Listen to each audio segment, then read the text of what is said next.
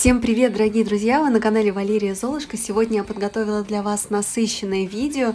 Будет много вдохновляющей уборки. Вместе с вами переорганизую свой шкаф для летнего гардероба, покажу вам свои новые приобретения, прогуляемся по весеннему городу и приготовим вкусный обед.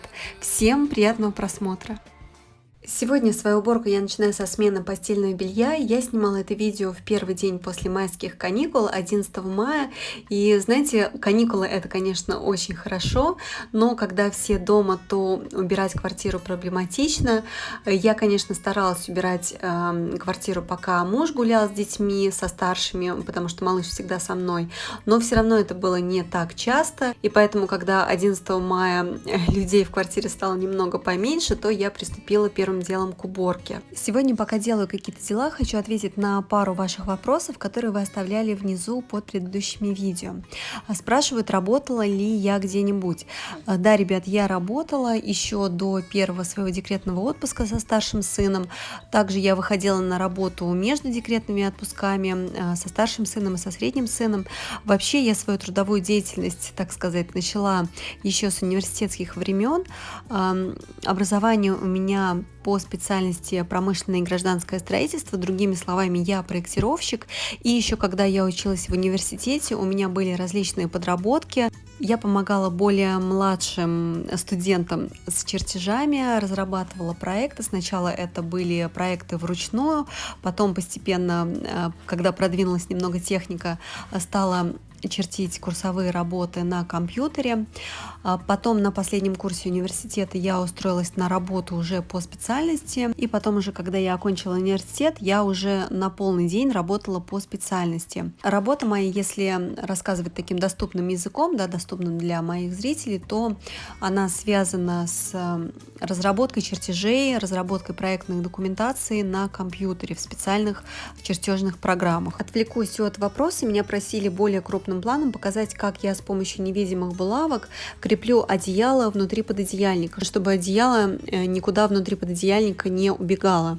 Так вот, продолжу про работу рассказывать. Знаете, ребята, очень многие мои друзья, знакомые удивились, что я вообще выбрала такую техническую специальность, окончила технический университет, потому что у меня всегда была тяга именно к гуманитарным наукам, хотя математику я тоже всегда любила, но вот что касается физики, химии, их я всегда любила немного меньше, но тем не менее это не помешало мне окончить технический университет, кстати, с отличием, и довольно долго работать по специальности. И я не исключаю того, что после окончания моего отпуска по уходу за ребенком я также выйду на свою прошлую работу.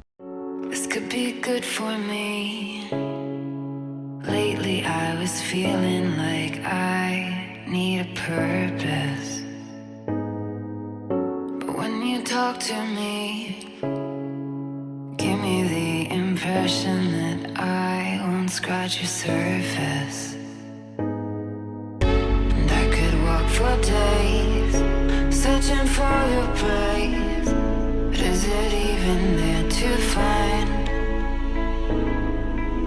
Is there a chance for me to clean your memories?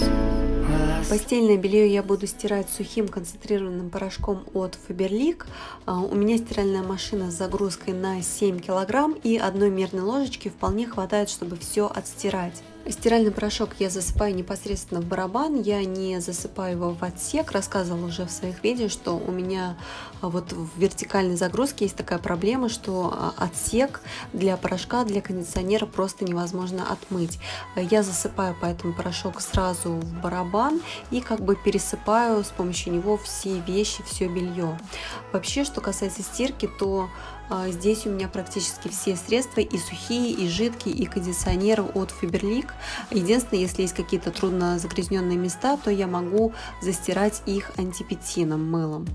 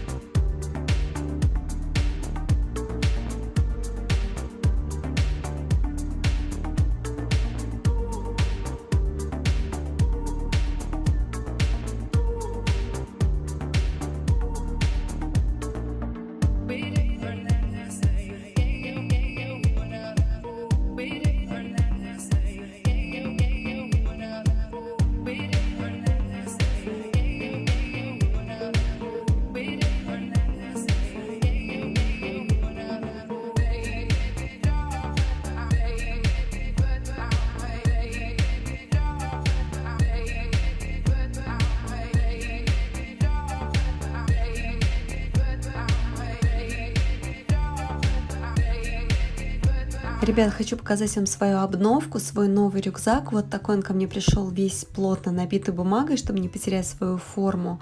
Рюкзак от компании Bagline с производством в России и Беларуси, что очень радует. Когда я выбирала рюкзак на сайте, была приятно удивлена, насколько разнообразна палитра цветов, но я выбрала именно белый. Вы знаете, что я очень люблю белый цвет, он универсальный, и мне кажется, для лета белый цвет — это самое лучшее решение. Кроме того, очень понравилось в этом рюкзаке, что можно отрегулировать лямки как угодно, чтобы рюкзак плотно прилегал к спине или наоборот более свободно. И сегодня, пока буду перекладывать вещи из моего старого рюкзака в новый, хочу показать вообще, что обычно лежит в моей сумке или в моем рюкзаке.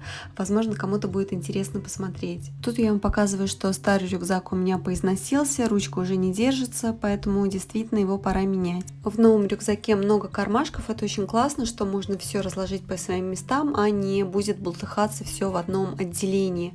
В наружный кармашек я обязательно кладу кошелечек для мелочи и свои карточки. Когда я из старого рюкзака доставала все свои вещи, обнаружила, что у меня какое-то неимоверное количество масок, аж целых 4. Но вот в новый рюкзак я пока положу только 2. Всегда беру с собой дезинфицирующий гель. Сейчас у меня вот такой от Faberlic. Он мне очень нравится, особенно его аромат. Также кладу разменные деньги. Даже если я расплачиваюсь карточкой, все равно, чтобы что-то было с собой. Иконку кладу. И беру с собой детские влажные салфетки. Дома я ими не пользуюсь. Я малыша всегда мою под водой, но если куда-то идем, они могут понадобиться. Флешка на всякий случай, тоже кладу ее во внутренний кармашек. Также беру солнцезащитные очки, крем для рук обязательно, бутылочку воды, бальзам для губ и расческу. Вот вроде бы и все. Мне кажется, что у меня сумка минималиста. Напишите, пожалуйста, в комментариях, может быть, вы что-то в своей сумке носите такое особенное, о чем я не упомянула.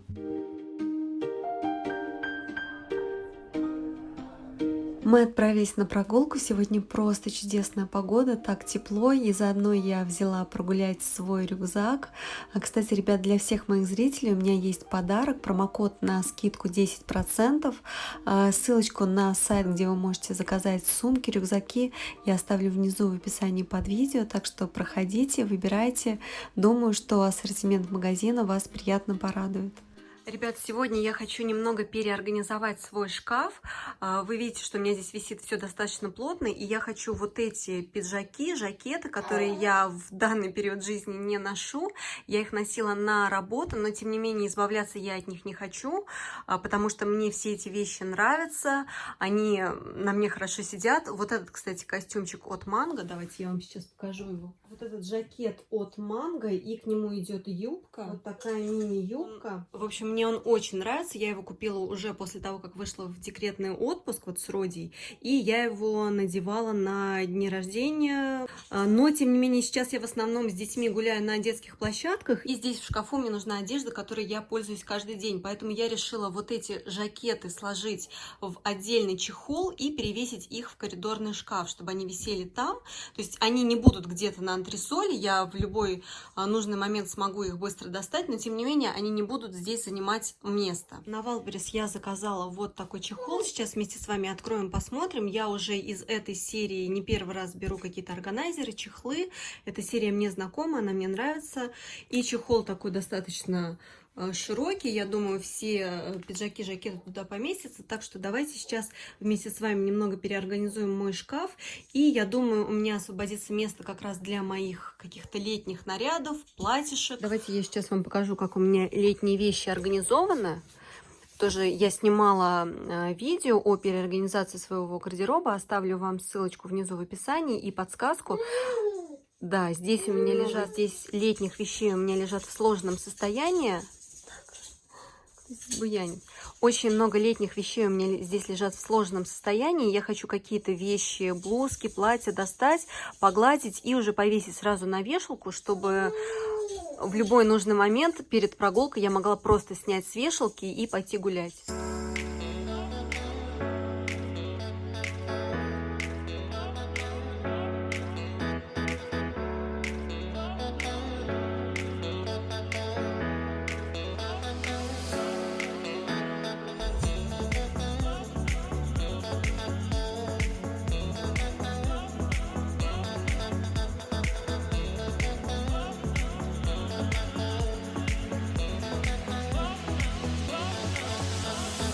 У меня есть вот такие новые вешалки из Fix Price. Здесь в наборе идет 4 штуки. Мне понравилось, как внешне они выглядят. Они такие бархатные, но они мне показались хлипенькими, и я решила на них перевесить пиджаки и жакеты, а текстильные вешалки вернуть обратно в шкаф.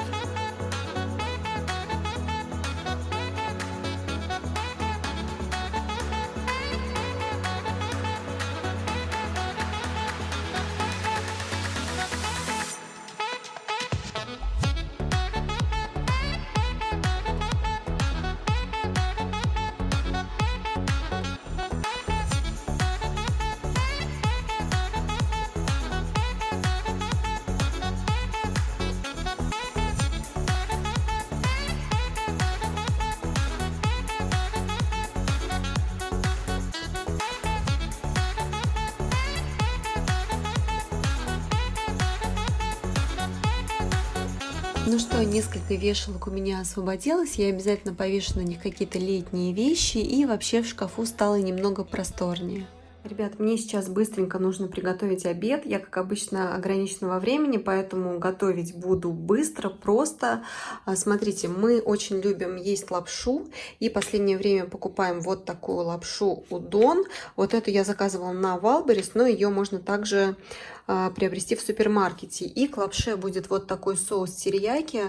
У меня особенно лапшу любят есть дети, потому что я вечно не знаю, чем их накормить. Они у меня достаточно привередливы в еде, но вот что касается лапши, лапшу они едят. И к лапше будет салатик, огурцы, помидоры, лук, редиска, и еще у меня яйца варятся. Заправлю сметаной, и будет индейка. Сейчас кусочек отрежу, здесь у меня 1,5 килограмма, наверное, разделю на 3 части. Просто мелко порежу, обваляю в сметане и отправлю на сковородку.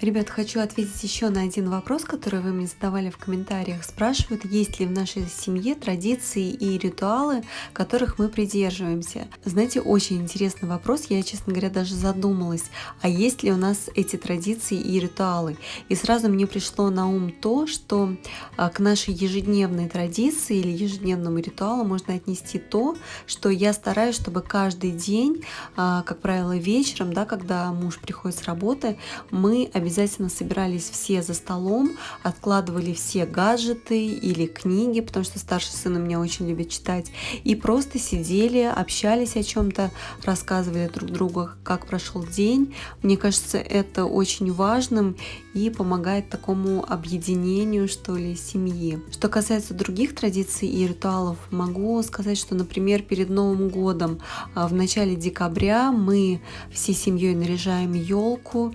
Я включаю рождественские мелодии, например, Джорджа Майкла «Last Christmas» или песни Фрэнка Синатры. И вот под эти мелодии мы все вместе наряжаем елку. А на самом деле очень много ритуалов, которые я хочу ввести, но никак у меня не получается. Например, я очень хочу перед сном научиться уделять какое-то время каждому ребенку, например, полежать с ребенком, поговорить о чем-то или почитать ему книгу хотя бы минут 10. Мне кажется очень важным именно с каждым ребенком, а не со всеми ими вместе проводить какое-то время. Или я хочу тоже ввести такую традицию, чтобы хотя бы один раз, может быть, в 2 недели один день был посвящен полностью одному ребенку. То есть, допустим, день Льва или день Родиона или день Ромы, чтобы каждый ребенок знал, что он очень важен. Вот. Но это пока у меня еще в планах.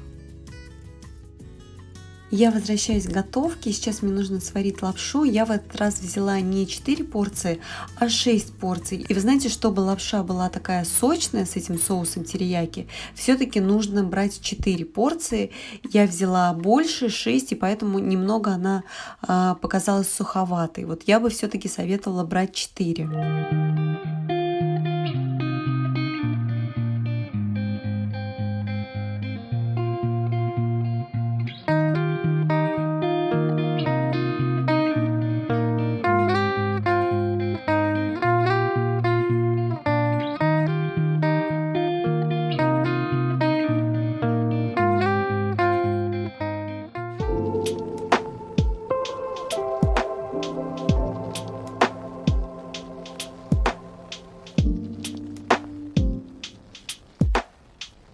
Вот такой обед у меня сегодня получился. Это действительно очень вкусно. Ребят, искренне советую вам попробовать приготовить. А я на этом буду с вами прощаться. Если вам понравилось это видео, ставьте пальчик вверх, подписывайтесь. До встречи в новых видео. Всем пока-пока.